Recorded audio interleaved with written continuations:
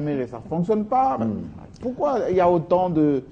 Enfin, ça manque un peu de cohérence. Moi je pense que c'est un problème de positionnement politique. Oui. Les enjeux sont des tailles. Il a dit quelque chose ici. Il y a des opposants qui acceptent d'entrer dans le gouvernement. Oui. Et je suis sûr qu'on le verra dans les deux gouvernements. Il y a des opposants qui disent pas question, qui font des critiques, des radicaux, et qui refusent même de voir en face la réalité, les avancées que nous enregistrons. Et ça, c'est une mauvaise opposition. Et il y a des opposants qui sont là, qui ne savent pas où aller. Ah bon? Et oui, ils ne savent pas où aller parce qu'ils n'ont pas de précision dans leurs actes. Les opposants doivent avoir un objectif à poursuivre. Et nous savons très bien que les élections approchent et tout le monde cherche à s'épouser. Mais ils doivent faire très attention parce que nous sommes dans une période très délicate. Que ce soit la majorité, que ce soit l'opposition, maintenant notre population est en train d'acquérir la maturité politique. Et elle risque de sanctionner tous ceux qui voudront revenir encore dans des méthodes anciennes. D'impressionner. Voilà. D'impressionner. Alors, merci. Ludo Balekelaï. Merci, JMK. Et je voudrais faire un survol rapide des épidémies, des conférences nationales souveraines des années 90, qui ont été précédées par cette pratique de triste mémoire, d'organiser des villes mortes, des marches pour renverser des dictatures qui étaient en place à l'époque. Je crois que quand on fait la lecture de ce qui se passe actuellement en Afrique, on voit que les choses ont beaucoup évolué.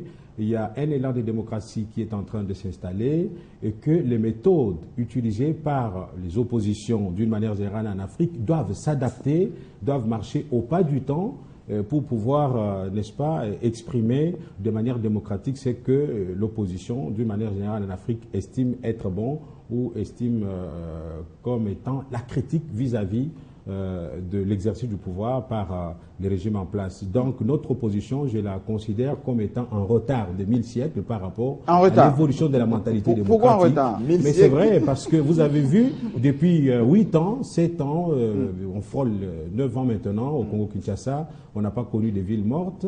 Et les marches avortent non seulement parce qu'on déploie les forces de sécurité, mais tout simplement parce que nous vivons avec la population. Moi, j'ai entendu des gens qui disaient « Ah, on va aller marcher, pourquoi ?» contre Kabila, mais il accepte quand même sur Télé 50 qu'on le critique, qu'on l'insulte, il n'arrête personne. Alors pourquoi on va les marcher? Ils n'ont qu'à s'entendre entre eux, les opposants. Donc ceci voudrait dire qu'il y a cette sorte de ménopause qui caractérise notre opposition. Pourquoi ménopause? Oui, c'est une ménopause parce que Daniel l'a dit, même si à la longue il a développé une antithèse par rapport à la thèse initiale qui accréditait la désorganisation de notre opposition. C'est que aujourd'hui, c'est bien vrai que l'opposition dise Kabila doit partir en 2016. Oui. Mais admettons que Kabila aujourd'hui dise à l'Occident, parce que l'opposition compte sur l'Occident, principalement pour le faire partir, qu'il dise à l'Occident, oui, je veux bien partir en 2016, parce que l'opposition veut l'alternance. Pour elle, cette alternance suppose que même quelqu'un d'autre de la majorité ne peut pas présider aux destinées du pays en 2016 après moi. Alors, désignez-moi un opposant qui peut prendre la relève. Et si on demande à l'opposition de tenir un congrès d'une semaine pour désigner quelqu'un, il n'y en aura pas. Ils vont prendre 10 ans. Ils vont prendre 10 ans. Ceci veut dire qu'il y a un problème interne en ce qui concerne l'organisation de l'opposition qui peine à se choisir un porte-parole. Mais le problème, c'est que tous les péchés d'Israël reposent sur les épaules de Joseph Kabila. Il n'a qu'à l'accepter parce que ses fonctions l'exigent. Et je crois que pour revenir à la marche d'aujourd'hui... Mais est-ce que... question précise quand même. Bon, pendant une dizaine de jours, on a annoncé, Caméra a fait des points de presse, etc. On pensait que, au moins pour une fois, après l'échec de Sainte-Thérèse, ils allaient tomber d'accord. Voilà. L'IDPS, Fayoulou, les autres, etc. Mais patatras, dès hier... autant de sons de cloches, etc. Pourquoi à chaque fois ça capote? C'est justement cela qui accrédite la thèse que nous sommes en train de développer. C'est une opposition désorganisée qui n'arriverait pas, j'utilise les conditionnels, à atteindre ses objectifs parce que il y a une crise réelle, une guerre réelle interne de leadership. Chacun veut être vraiment... Tirer le drap de son côté. Voilà, ça pose un réel problème. Et en ce qui concerne le gouvernement qu'on attend, s'il y a des opposants qui aimeraient entrer dans le gouvernement. Je crois qu'il n'y a aucune constitution à travers le monde qui interdit aux opposants de participer à l'élection de la République. Ça fait partie des libertés fondamentales. On ne fait pas le président Bongo m'a dit à l'Union africaine il y a 7 ans qu'on ne fait pas l'opposition pour l'opposition. On fait l'opposition pour accéder au pouvoir. Mais s'il y en a qui ont juré sur la tombe de tous les diables qu'ils mourront opposants, nous allons les aider en tant que médias à y rester pour faire l'opposition. Mais ceux qui croient que pour l'intérêt des opposants des carrières, ceux qui croient que pour l'intérêt supérieur de la nation, nous pouvons apporter un plus, ils sont les bienvenus. Et ceux qui croient qu'ils peuvent rester pour critiquer positivement l'action du gouvernement en prévision d'une éventuelle alternance, je crois que nous pouvons également les encourager de ce point de vue. Pour me résumer, l'opposition congolaise est désorganisée et tant qu'elle n'aura pas pris conscience de cela, tant qu'elle n'aura pas pris l'initiative de débaucher aussi des stratèges, parce qu'il y en a dans la majorité, je crois que la journée comme celle d'aujourd'hui, qu'on consacrerait à une marche pour dire non à la révision constitutionnelle, qu'est-ce que ça changerait dans le chef d'une maman à l'arrière-fond du pays qui n'en sait rien? Ça ne changerait rien du tout. Il faut attendre le projet n'est pas encore posé. Le projet n'est pas encore là. Il faut attendre nationale. Le référendum. Oui. La population va se prononcer, oui ou non, contre la révision constitutionnelle. Et je crois que la journée d'aujourd'hui, si j'étais consulté, serait consacrée à une matinée scientifique de l'opposition sur un projet de société en vue de l'alternance qu'on cherche, au lieu d'envoyer des jeunes gens sur la rue, d'aller chercher l'affrontement, la confrontation avec les forces de l'ordre. Je crois que ce n'est pas une bonne chose. En ce qui concerne le grief formulé à l'endroit de l'autorité urbaine, je crois qu'ils ne sont pas fondés, parce que la même autorité urbaine a autorisé un meeting de l'opposition dans la commune de Lemba et ne pouvait pas non plus autoriser le même jour la marche. Vous savez que de Brazzaville, dans les sacs, on nous envoie ici des scorpions et des boas qui sont prêts à mordre à tout moment. Et si on autorise ce genre de désordre, cette anarchie qui ne concerne pas notre peuple, pour pouvoir connaître par la suite des situations désagréables, je crois que ce n'est pas intéressant. Je crois que l'autorité urbaine a pris une décision la bonne, elle est responsable, il appartient à l'opposition de s'organiser. Christelle Bouanga, est-ce que c'est une crise de leadership au sein de l'opposition? Est-ce que c'est un manque, comme disait Ludor Balekela, un manque d'opposants qui ont des stratégies, qui ont d'assises, qui peuvent facilement lire un peu la marche. On a vu quand même les gens de la majorité, notamment du PPRD, qui ont fait l'intérieur du pays. Evariste Bochab chez lui, chez Oukitundu chez lui, Moïse Kanga chez lui, avec des marées humaines et tout ça. Pourquoi les gens de l'opposition ne font pas la même chose? Ben justement, c'est une crise de leadership, comme vous l'avez dit. Il est aberrant de constater que juste avant les échéances, même l'histoire nous l'enseigne, qu'on assiste à une opposition qui est en perte de vitesse. Et cela, une grande responsabilité, moi je l'attribuerais à l'UDPS, la fille aînée de l'opposition, s'il vous plaît. Regardez à l'interne ce qui se passe dans l'UDPS. La politique avec Félix Tshisekedi, il faut qu'il le sache, la politique n'est pas seulement l'issue des générations spontanées. Il est le fils de son père. Oui, il est le fils de son père, mais il y a des gens, à mon avis, qui ont combattu pour que cette UDPS reste UDPS. Et qui sont prêts aujourd'hui à combattre encore.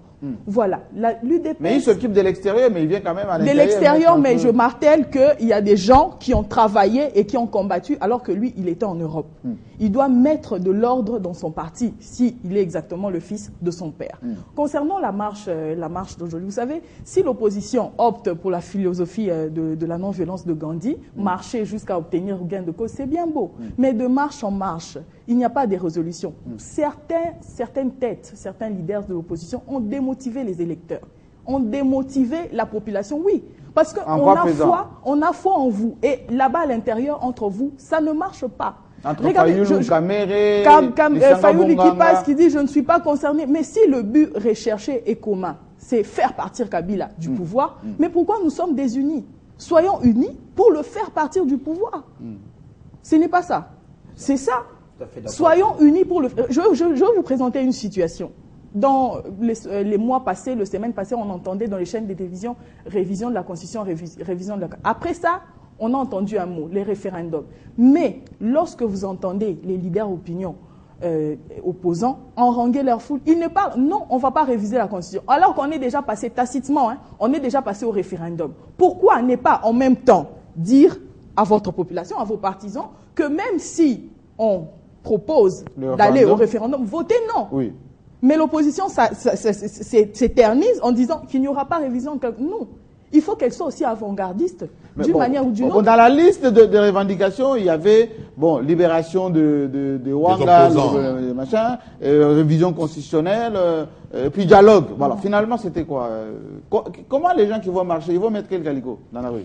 Oui. Mais c'est ce que je dis. Je vous ai dit tantôt, M. Kassamba, il y a des gens qui ont démotivé les électeurs. Commençons par nous. Nous étions là, nous disons, voilà cette opposition qui va nous délivrer de la GN. Oui. Mais ensuite, on se dit, au contraire, c'est cette opposition qui va nous faire passer le temps. En n'observant pas les efforts le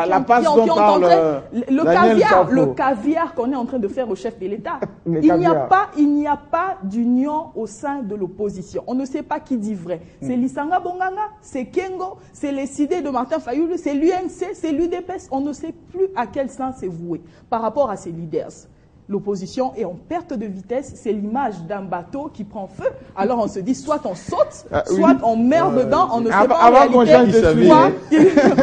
pas en réalité où partir, à quel sens se vouer. Daniel Safou, avant qu'on change de sujet. Il y a deux choses, n'est-ce pas, dans l'opposition.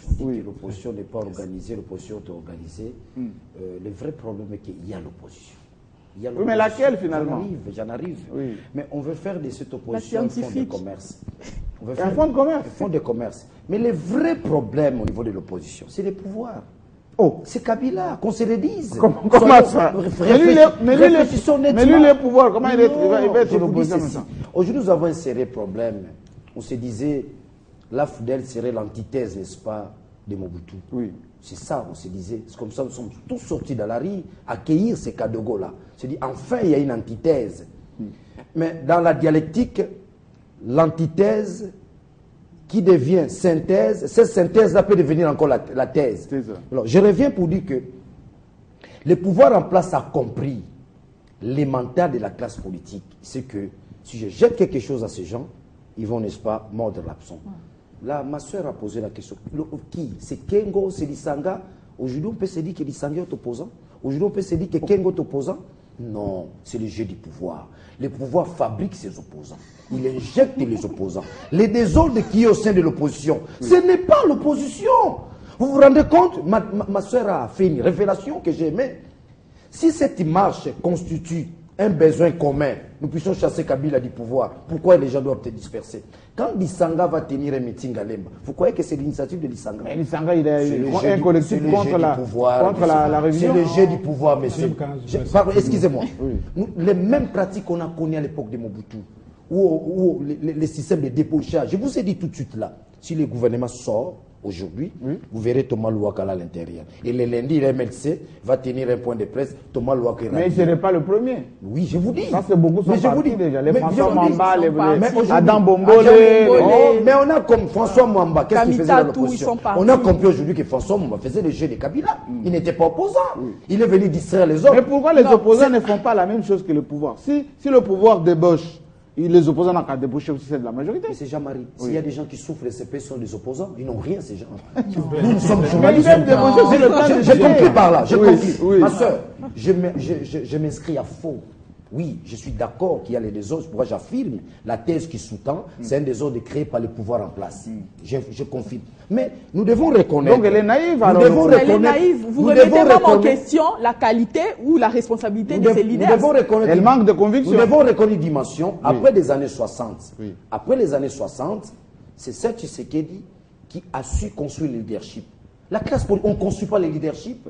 Dans tous les domaines. Il y a vous avez construit le leadership dans les médias. Il y a M. Jérôme qui construit le leadership. Il y a mais pourquoi les opposants ne font pas autant? Mais je vous dis, dans la classe, on ne construit pas. Tshisekedi a construit le leadership. Mais nous devons reconnaître l'effort de Kamere. Il est en train de construire le leadership. Mais ceux qui sont dans les jeux, la population est au courant. Pendant qu'on prépare quelque chose de qualité, vous organisez un meeting. Nous savons comment ça se passe. Merci beaucoup. C'est lié à certaines enveloppes. Merci beaucoup. Reconnaissons l'effort de Kamere qui est en train de construire le leadership. Je pense que... Mais il est étouffé par l'environnement politique. Je pense que je pourrais, avec beaucoup d'humilité, suggérer à mon éminent confrère philosophe. Il est dans le vrai ou pas, Daniel Safo? Non, je ne pense pas qu'il soit dans le vrai. Le leadership. Pour ces sujets, oui. en ce qui concerne l'opposition. Acceptez au moins qu'on injecte les gens dans l'opposition. Très brillant. Quand Ken Ouadone se retrouve dans l'opposition, ça c'est le jeu du pouvoir. Soyons d'accord. Depuis quand il est opposant, c'est le jeu du pouvoir. C'est un confrère très brillant, mais je crois que s'il lit Hannah Arendt, qui a écrit beaucoup d'ouvrages des sciences politiques, il trouvera ce qu'on appelle la tactique politique. Vous ne pouvez pas aujourd'hui demander au